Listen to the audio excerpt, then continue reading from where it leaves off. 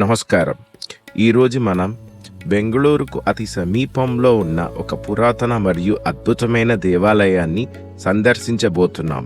అదే చిక్కబళాపూర్ సమీపంలోని రంగస్థల.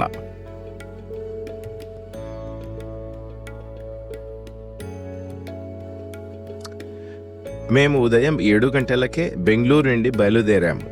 బెంగళూరు నుండి ఈ క్షేత్రం కేవలం 60 కిలోమీటర్ దూరం అయినప్పటికీ ఈ ప్రయాణం చాలా అద్భుతంగా అనిపించింది. రోడ్లన్నీ దట్టమైన మంచుతో నిండిపోయి వాతావరణం చాలా చల్లగా ప్రశాంతంగా ఉంది.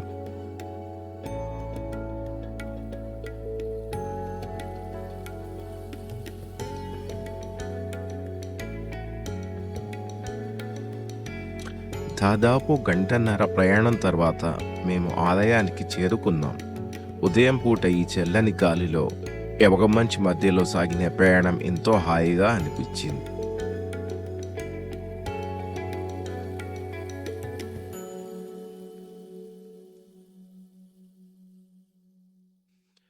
చివరికి రంగస్థలం ఆలయం చేరుకున్నాం. ముందుగా ఈ అద్భుతమైన గోపురాన్ని చూడండి. ఇప్పుడు మనం లోపలికి వెళ్ళి ఆ యోగి నిద్రలో ఉన్న శ్రీ రంగనాథ స్వామిని దర్శించుకుందాం.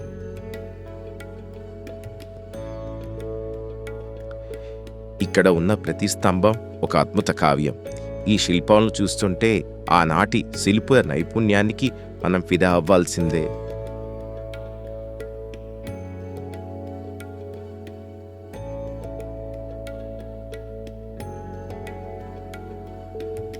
గర్భగుడి బయట ఉన్న హాలులో ప్రతి స్తంభం ఒక కళాఖండం.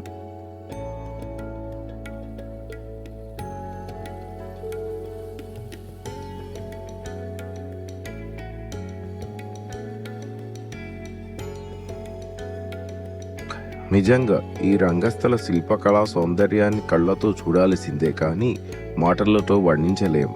ఇది మన భారతీయ వారసత్వానికి ఒక గొప్ప మొకటం.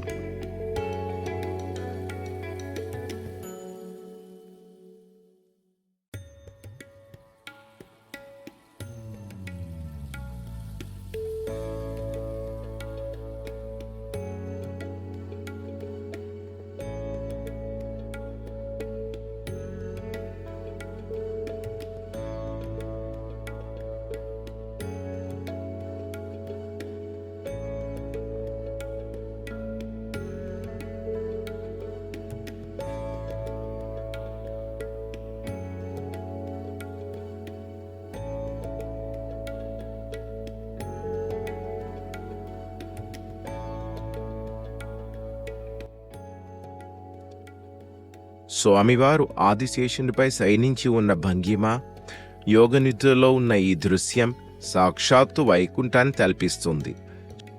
స్వామివారి విగ్రహం దాదాపు 4.5 అడుగులు పొడవు ఉండి ఒకే శాలిగ్రామ శిలతో చెక్కబడింది. చరిత్ర ప్రకారం ప్రపంచ ప్రసిద్ధిగాంచిన శ్రీరంగం, శ్రీరంగపట్నం మరియు ఈ రంగస్థల ఆలయాల్లోని విగ్రహాలను ఒకే ముహూర్తంలో ప్రతిష్ఠించారని చెబుతారు.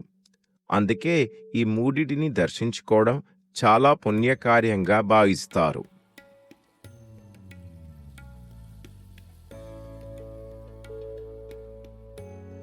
సో ఇది ఫ్రెండ్స్ రంగస్థల ఆలయ విశేషాలు. బెంగళూరుకి ఇంత దగ్గరలో ఇలాంటి ఒక చారిత్రాత్మక అద్భుతం ఉండడం నిజంగా విశేషం. మీరు కూడా ఒక ప్రశాంతమైన వీకెండ్ ట్రిప్ ప్లాన్ చేసుకోవాలనుకుంటే ఈ క్షేత్రం బెస్ట్ ఆప్షన్.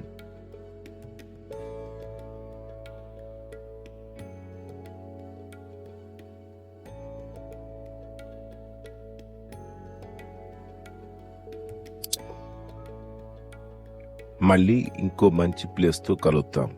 అంతవరకు సెలవు. ఓం నమో నారాయణాయ.